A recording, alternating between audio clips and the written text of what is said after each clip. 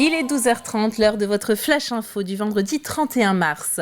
On revient sur la visite du secrétaire d'État à la mer Hervé Berville hier au Sables-d'Olonne. Il rencontrait des pêcheurs et des élus du littoral remontés contre la fermeture de certaines zones de pêche pour protéger les dauphins. Décision du Conseil d'État.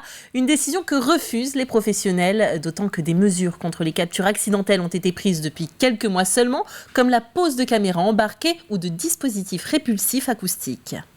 On fait tous les efforts, on met des pingers, on met tout ça et ils attendent même pas qu'il y ait les résultats des pingers. La solution, ça serait d'attendre les résultats. On embarque des observateurs exprès. Tous les bateaux de l'île jouent le jeu, on embarque des observateurs une fois par mois, une fois tous les 2 mois. Ils prennent même pas les relevés en compte. Et si ça passe, on est tout simplement morts, quoi. Nous, la criée, les transporteurs maritimes, les entreprises de mécanique. Il y a toute une filière qui s'effondre, quoi. Les pêcheurs qui organisent la deuxième journée filière pêche morte ce vendredi, qui devrait avoir pour conséquence l'absence de poissons sur les étals ce week-end. Montaigu-Vendée accueillait hier soir une nouvelle session délocalisée du conseil départemental. Il s'agit d'inclure les Vendéens éloignés pour qu'ils s'intéressent aux travaux politiques des représentants. Des travaux sur des points très divers, subventions, infrastructures. Colline Davy est avec Alain Leboeuf. La session du conseil départemental s'est ouverte ce 30 mars à Montaigu-Vendée. Et au programme, on a un gros programme qui vient de s'ouvrir sur les aides pour les équipements et les infrastructures du territoire. Qu'est-ce que ça veut dire d'abord ? Oui, effectivement, nous avons décidé, il y a 1 an maintenant, de se lancer dans un programme d'aide aux communes et aux communautés de communes avec des orientations. Ce que nous voulons, c'est une Vendée dynamique. Donc nous encourageons tout ce qui tourne autour de la culture, autour du sport en particulier, et puis de tous les aménagements qu'on peut imaginer autour de l'enfance, que ce soit nos écoles, nos garderies. Et pour nous, il faut qu'on continue à soutenir nos communes qui veulent rendre leur territoire plein de dynamisme. Alors vous avez parlé sport et culture et on est justement sur le canton de Montaigu-Vendée. C'est un exemple qui est marquant.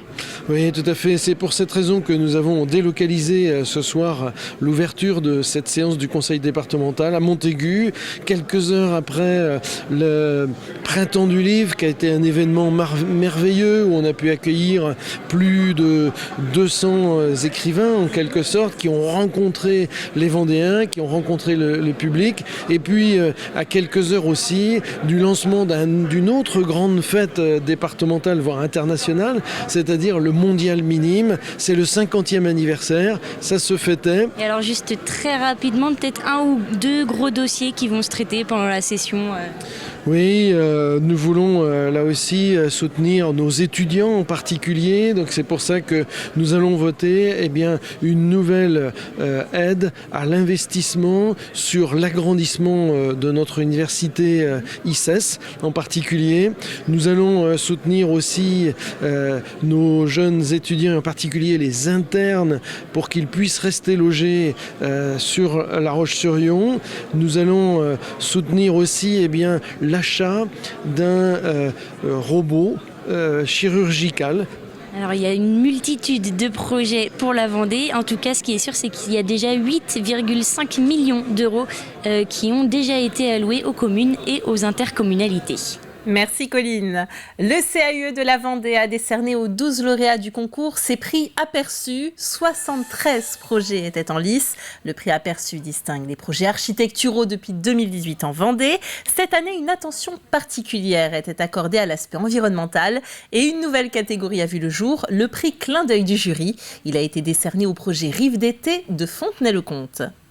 Tous les prix sont différents, c'est-à-dire qu'on n'a plus des catégories comme précédemment, on pouvait avoir le prix de l'habitat, le prix du public ou le meilleur aménagement extérieur. On a vraiment un prix par lauréat. Nous avons un jury de professionnels qui a remis les 12 prix, 12 lauréats, et nous avons aussi les particuliers, le public qui a pu voter pour son projet préféré parmi les 30 que le jury a pu sélectionner. Donc c'est vraiment la particularité aussi de ce prix aperçu, c'est de permettre de donner la parole et la voix et le choix aussi au grand public pour sélectionner leur projet à eux. Le prix du public a été attribué à la transformation du presbytère de Boufféré en médiathèque, projet qui a également remporté le prix de l'équipement culturel. Découvrons à présent l'atelier de Laurent Letard, un sculpteur qui place l'équilibre et l'harmonie au centre de son travail. Son atelier est ouvert ce week-end de 10h à 20h à l'occasion des Journées européennes des métiers d'art. Portrait de l'artiste avec Grégoire de Châtillon. La subtilité peut s'émerveiller de la forme, l'intellect peut être séduit par le symbolisme, l'âme perçoit l'indicible. Selon Laurent Letard, ces trois approches participent à son œuvre. L'art, c'est quelque chose de vibratoire et j'aime mettre en vibration dans la matière des proportions, des choses que je ressens de la vie, visibles, invisibles. Toutes mes œuvres, il y a toujours quelque chose de symbolique, il y a toujours quelque chose qui parle à l'être, au plus profond de soi. Le sculpteur pratique ici l'art de la taille directe pour cette statue. Une dame blanche que je fais ressusciter dans la pierre. Et très intéressant à faire, le statuaire, il y a quelque chose qui fait rentrer dans l'âme des gens, c'est une vraie communion avec la pierre, avec la personne que je suis en train de sculpter.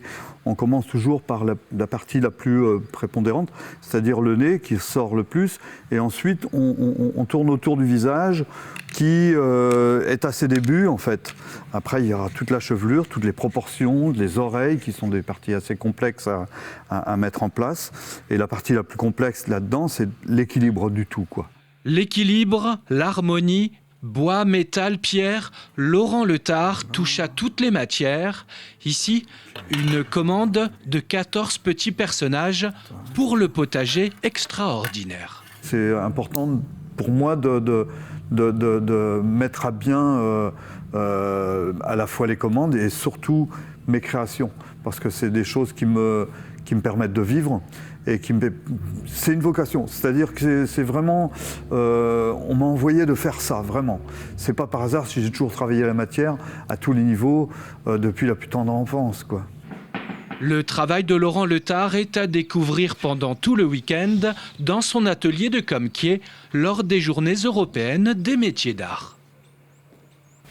Ainsi s'achève ce flash de la mi-journée. On se retrouve à 18h comme toujours pour une édition complète. Passez une belle après-midi, à bientôt.